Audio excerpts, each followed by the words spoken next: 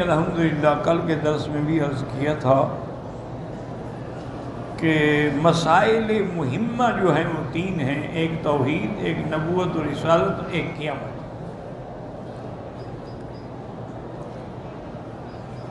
لیکن یاد رکھیں کہ مثلا دنیا میں بھی جتنے مبصرات ہیں، دیکھنے والی چیزیں ہیں، وہ اس کے لیے بھی جب تک دو نور نہ ہوں آدمی نہیں دیکھ سکتا۔ ایک داخلی نور بھی ہو، خارجی نور بھی۔ کیا معنی؟ آدمی کی آنکھیں ہیں لیکن اندھیرا ہے، پھر بھی نہیں دیکھ سکتا، کہ داخلی نور تو ہے لیکن خارجی نور نہیں ہے، یا خارجی نور تو ہے لیکن داخلی نہیں ہے، دن کی روشنی ہے لیکن وہ اندھا ہے، وہ نہیں دیکھ سکتا۔ تو دیکھ کب سکے گا؟ جب دونوں نور ہوں گے، داخلی بھی اور خارجی بھی۔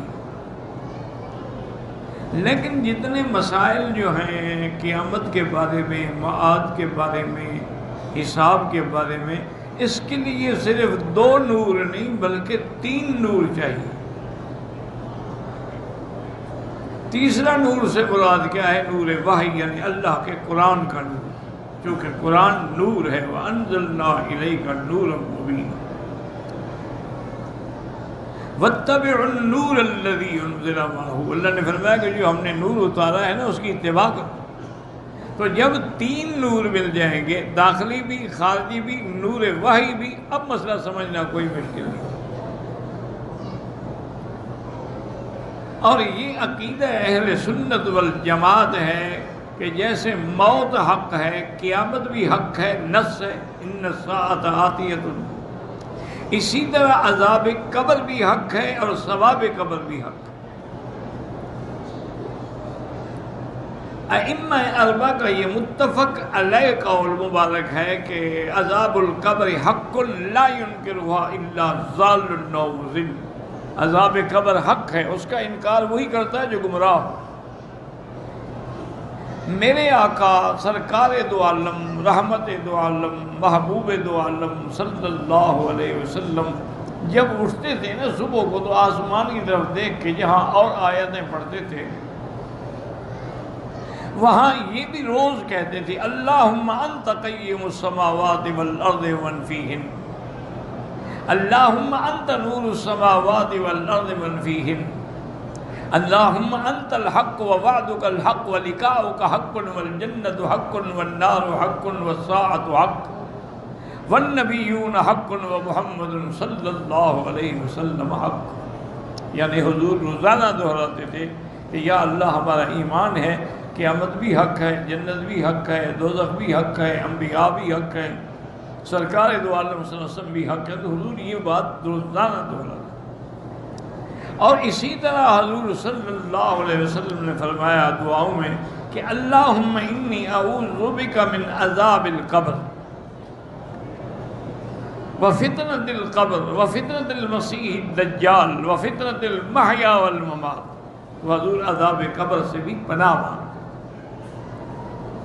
اب لوگوں نے اختلاف پیدا کر دیے ہیں کہ جی قبر سے کون سی قبر مراد ہے؟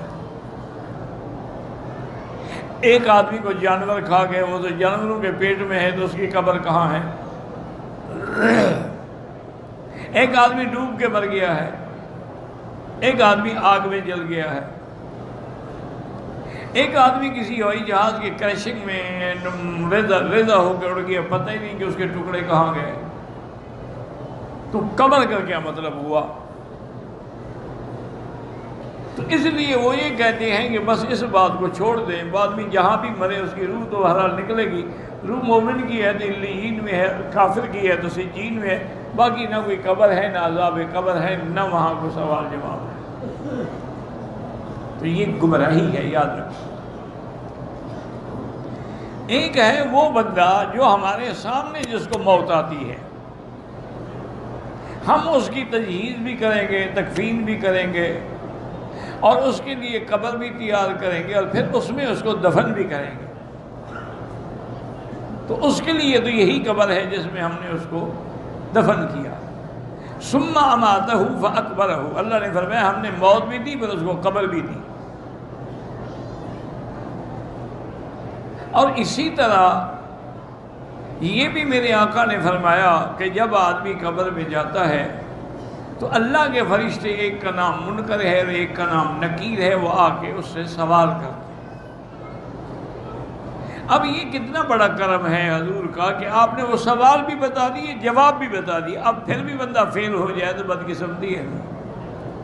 کسی لڑکے کو امتحان میں آپ سوال بھی بتا دیں، جوابات بھی اس کو سمجھا دیں، پھر بھی وہ فیل ہو جائے تو اس سے بڑا بدقسمت کون ہوگا؟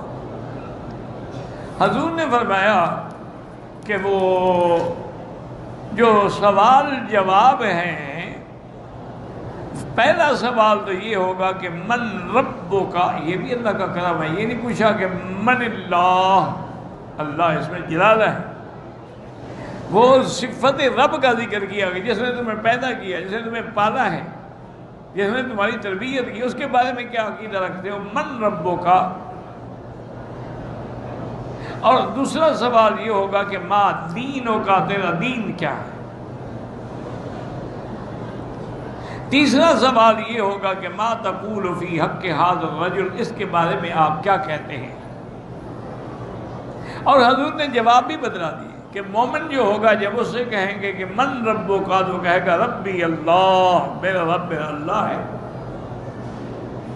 وہ پوچھیں گے ما دینوں کا، وہ کہے گا دینی الاسلام، میرا دین اسلام ہے۔ وہ پوچھیں گے کہ ما تقول فی حق ھذا الرجل، اس بندے کے بارے میں کیا؟ وہ کہے گا محمد الرسول اللہ، اللہ کے نبی ہیں، اللہ کے رسول ہیں۔ اب وہ کامیاب ہو گیا۔ اب اس کو فرشتے کہیں گے کہ نم کا نومت العروس، اب تم آرام کرو، مزے کرو۔ اور قبر سے ہی اس کے لیے جنت کی طرف کھڑکی کھولی جائے گی اور جنت اس کو دکھلائی جائے گی، اور جہنم کی طرف کھڑکی کھول کے جہنم بھی دکھلائیں گے کہ دیکھو یہ جہنم ہے، اگر تم مومن نہ ہوتے تمہارا ٹھکانہ یہ ہوتا۔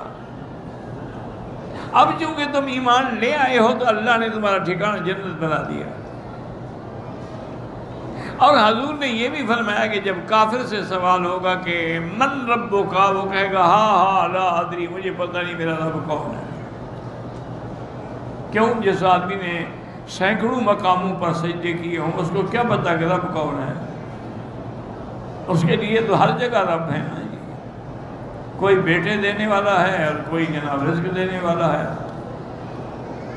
اسی لیے سیدنا یوسف علیہ السلام نے اپنے قید میں بیٹھے ہوئے ساتھیوں سے کہا تھا کہ یا صاحب السجن، اے میرے قید خانے کے ساتھیوں، ارباب متفرقون خیر، بہت سارے رب ہوں یہ بہتر ہے یا ایک؟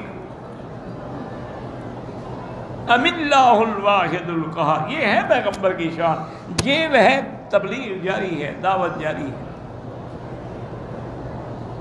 وہ ہر حال میں اپنی دعوت سے غفلت نہیں فرماتے۔ تو اس لیے اب وہ کہے گا کہ جب کہیں گے من ربو کا، وہ کہے گا ہاں ہاں لا، مجھے پتہ نہیں۔ ما دینوں کا، بھائی دین تیرا کیا ہے، کم از کم یہ تو بتاؤ۔ کہے گا ہاں ہاں لا ادری، پتہ نہیں۔ ما تقول فی حق ھذا الرجل، اس بندے کے بارے میں کیا عقیدہ ہے؟ وہ کہے گا ہاں ہاں لا ادری، مجھے پتہ نہیں کون ہے، کیا عقیدہ ہے۔ تو اب اللہ کے فرشتے اس کو قبر میں ہی عذاب دینا شروع کر دیں گے۔ اور اسی طرح بعض قبروں میں اللہ تبارک و تعالیٰ بچھو مسلط کر دیں گے، سانپ مسلط کر دیں گے، اور ملائکہ ان کو گرز ماریں گے۔ حضور نے فرمایا اگر وہ کسی پہاڑ کو مارے تو وہ بھی ریزہ ریزہ ہو جائے۔ اسی طرح ایک دن میرے آقا رحمت دو جہاں صلی اللہ علیہ وسلم قبر کے اوپر کھڑے تھے، جب دفن کر لیا مردے کو تو آپ نے فرمایا فَاسْأَلُوا لَهُ التَّثْبِيتَ، اپنے بھائی کے لیے دعا کرو۔ الآن یسأل، ابھی سوال جواب ہوگا، دعا کرو گے اللہم ثبت ہو، یا اللہ اس کو ثابت قدم رکھنا، صحیح جواب دے سکے۔ تو یاد رکھو قبر پہ کھڑے ہو کے دعا مانگنا سنت ہے جو ہمارے لوگوں نے چھوڑ دی ہے۔ جنازے کے بعد دعا مانگنا بدعت ہے جس کو ہم تین دفعہ مانگتے ہیں۔ بدعت پہ اصرار ہے اور سنت سے انکار ہے۔ اور اسی طرح یہ جو عقیدے پھیلائے گئے ہیں کہ جی حاضہ قریب کے لیے ہوتا ہے،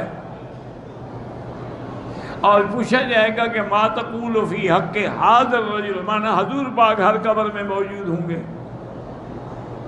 یہ بھی ان کا عقیدہ ہے کہ حضور ہر قبر میں آتے ہیں۔ یہ غلط عقیدہ ہے، نعوذ باللہ۔ کافروں کی قبر میں بھی آتے ہیں، یہودیوں کی قبر میں بھی آتے ہیں، سکھوں کی قبر میں بھی آتے ہیں، اور پھر جب حضور آ جائیں پھر وہاں عذاب ہو سکتا ہے۔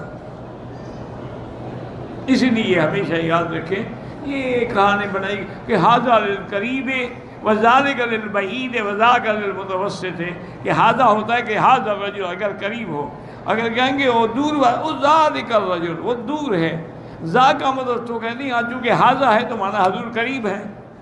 تو یہ ایک نحوی باتوں سے استدلال کرنے والی بات ہے جو حقیقت نہیں ہے۔ کبھی کبھی یہ ہوتا ہے کہ جو چیز آدمی کے علم میں یقینی ہو وہاں بھی ھذا کہ ان ھذا القرآن یہدی للتی ہی اقوم۔ اب آپ راستے میں ہیں، جنگل میں ہیں، یہ آیت پڑھیں تو قرآن موجود ہوتا ہے۔ اسی طرح اللہ نے فرمایا ذالک الکتاب لا